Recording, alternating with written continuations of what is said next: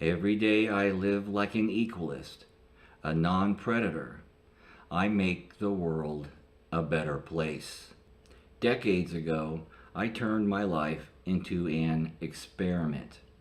I dedicated my life to finding and exposing and ending the causes and excuses for human created human misery. I didn't limit my pursuit through the pointless acquisition of some meaningless college degree or by reading books in the comfort of my own home, but to open myself up to many, many different life experiences. Sure, I read many books, but also I went out and I lived life in every possible variation I could.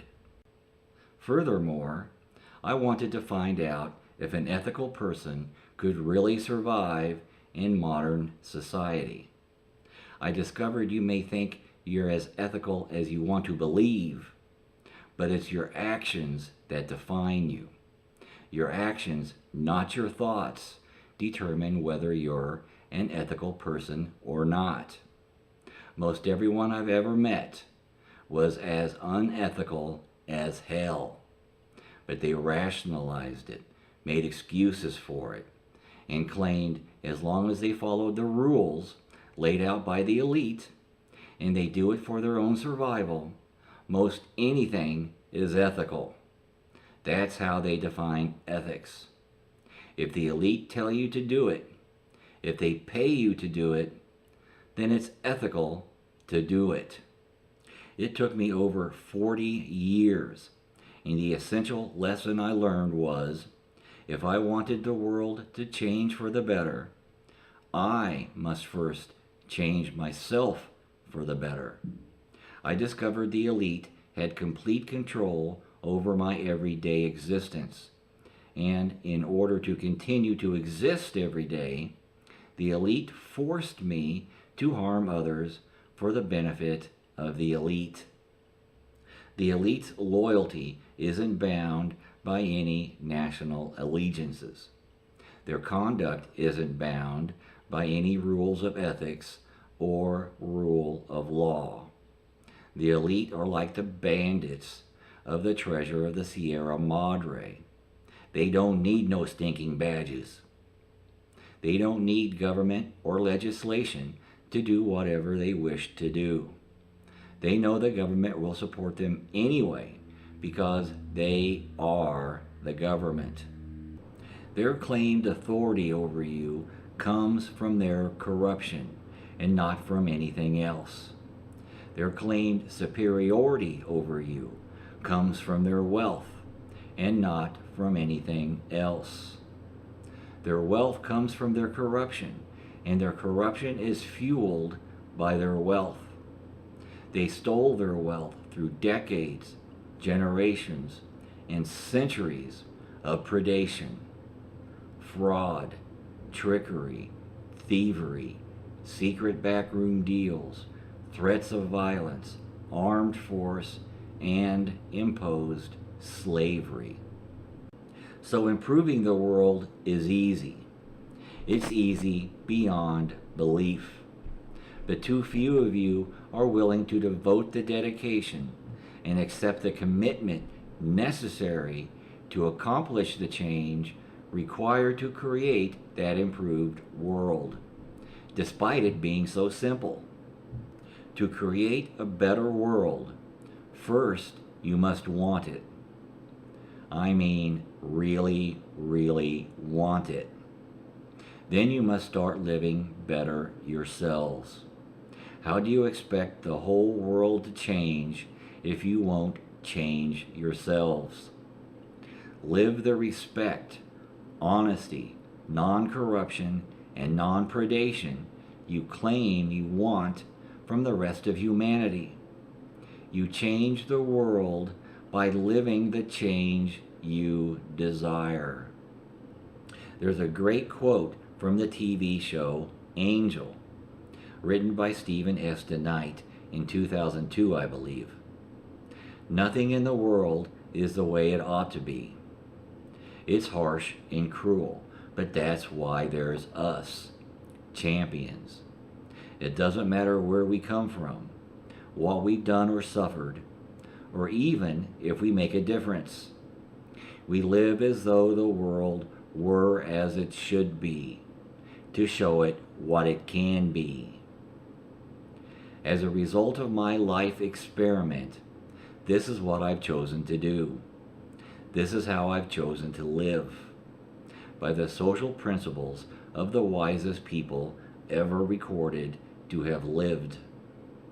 The Buddha, Socrates, Jesus of Nazareth, John Locke, Thomas Paine, and John Stuart Mill. For those of you who haven't noticed, equalism has combined the social and political teachings of the Buddha, Socrates, Jesus of Nazareth, John Locke, Thomas Paine, and John Stuart Mill into a single political ideology, an ideology of non-predation. All of these people taught tolerance, compassion, non-conformity, empathy, and non-materialism. All of them were anti-elitist and denounced dependence on any elitist-dominated business or government system. They rejected money in any monetary system. They rejected the subjugation of the vulnerable and defenseless. They valued human freedom, honor, honesty, and integrity over all other human values. In a word, they taught equalism. And equalism has taken shape into a fused and specific concept of global human independence. Independence from group and individual domination and predation. You all seem to have no problem recognizing the problems. Equalism recognizes the very same problems, but offers a solution, an extremely simple solution, a most unique and innovative solution. This is how we can apply all those principles through equalism. No group can rule over another group. No group can rule over an individual. No individual can rule over a group.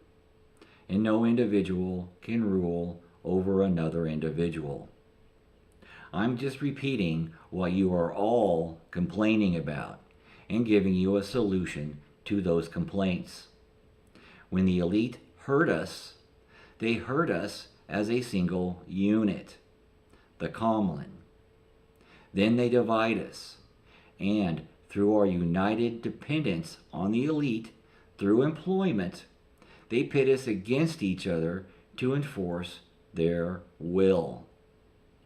Sojourner Truth is credited with once saying, "The rich rob the poor, and the poor rob one another." Yes, but the poor rarely gain advantage or privilege through their robbing one another. The most common way the common prey on each other is through employment. Through our jobs, we enforce the elitist pursuit of elitist wealth, advantage, and privilege. The common prey on other common through the selling of their own souls to the elite so they can eat, and the elite continues their dominance over us all.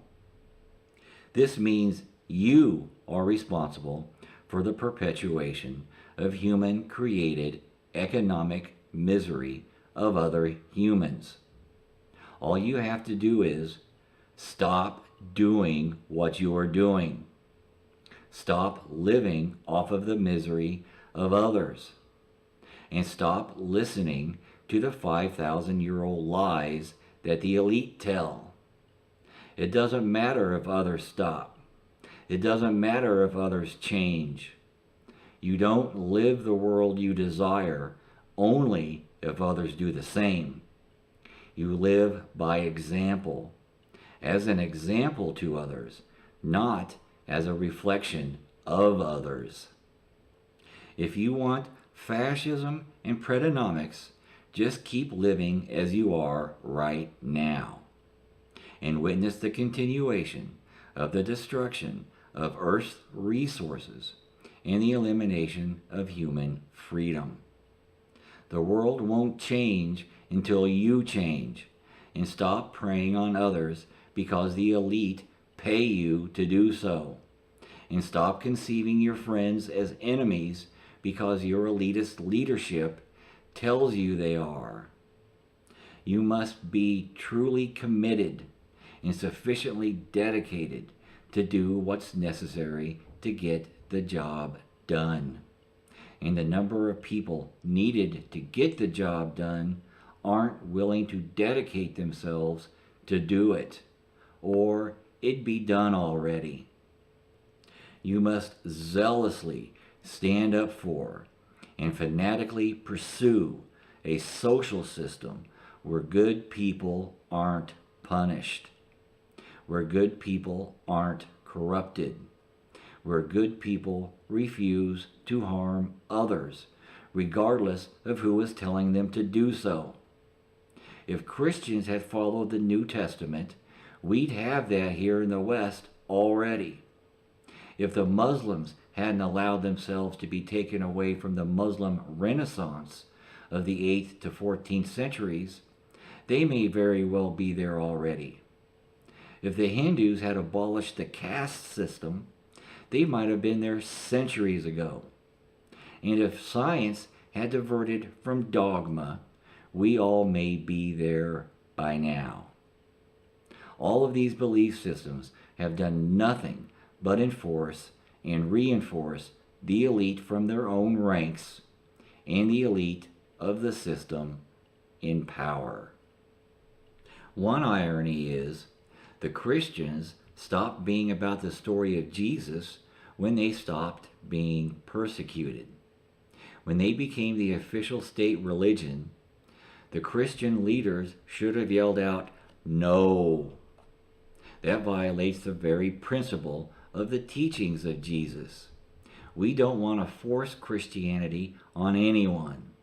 We must teach tolerance and encourage differing belief systems to peacefully coexist. But these Christian leaders chose to fuse Christianity with a corrupt system. They turned Christians from the persecuted to the persecutors. And the true story of Jesus has been corrupted ever since. Science has followed a similar path. The early Christians, in fact, forfeited all their possessions to show loyalty and dedication to the teachings of Jesus. How many Christians are willing to do the same today? To end the corruption, we non-predators must unite and reject the predonomic system, body and soul, physically and philosophically. You can't denounce the system one moment and then freely participate in it the next. This is what the whole of humanity is doing right now, and look where it's gotten us. Material envy, the surveillance society, technological slavery, the police state, and global corporate domination. The goal through which we can all unite is equalism. It's time to circumvent our current mistaken path and correct our course to the courses originally set by each of these belief systems and the wise men I mentioned earlier. Equalism is that correction, and quite possibly the only means to keep that course correction true and on target. We must stop trying to dominate and finding excuses to dominate. And one of the ways to do this is to accept the reality there is more than one path to finding purpose in anyone's life, more than one path to happiness, or contentment, or knowledge, or wisdom, or God. First, you act individually. You publicly denounce your forced participation in this corrupt, predonomic system. You declare your unity with other non-predators. Through dissent and non-participation, you encourage and inspire others to do likewise. Then you form small groups or clubs with those who've taken the pledge, who've denounced their own predation. You then link up with other groups or individuals nationally and then globally. You don't have to raise your hand or put your hand on any book to take this pledge. Equalists understand your word is your bond, and your bond is enough to make the pledge valid. Honesty isn't something you have to swear to. With equalism, it's just a part of being a true, non-predatory human. I'm taking the pledge right now. I declare my non-compliance with and my rejection and denunciation of this and any predonomic system. Any participation by me in this system from this point on is against my will. I pledge to end my own predation and unite with other non-predators to achieve equalism, the equal protection of everyone's individual rights. That's the equalist pledge, and it's so simple. Here's an idea.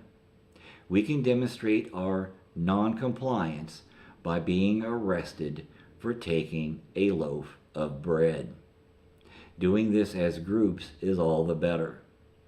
When the police come, make a public declaration that this was not an act of thievery, but a political act. Insist upon being arrested. Let's fill the jails with people who take bread. In court, during trial, defend your actions by saying that bread was made from stuffs of the earth, and the earth belongs to us all. No one has the right to deny another what comes from this earth. Then declare your equalist position. You will be convicted, but the idea is to fill the jails and clog the courts with people who denounce the system by being punished for taking a loaf of bread. We can call this the bread revolution. Greed is the pursuit of self-interest at the expense of others. That's predonomics. The system we have now is predonomic self-interest. It places you in danger from the people you hurt in your pursuit of self-interest. It creates an unstable society, a society in conflict. But self-interest isn't necessarily a bad thing. Equalism offers you the pursuit of non-predatory self-interest. The self-interest derived through the stability and security of mutual benefit and the equal protections through social cooperation. So remember, improving the world is easy. It's easy beyond belief. There are plenty of complicated problems in the world, but there are, in fact, very few complicated solutions. Complication leads to human conflict and social injustice. Simplicity is the key to end human conflict and social injustice. Equalism resolves social problems through the eloquence and beauty of simplicity. You aren't helping anyone if one day you attend a protest and you then return to your lying, thieving job. All you have to do is start living the change you desire and stop rationalizing your own participation in this predonomic system. Watch for my next installment in this series entitled Life Experiment Part B, My Journey, where I'll reveal my path to the discovery and acceptance of equalism. Thanks.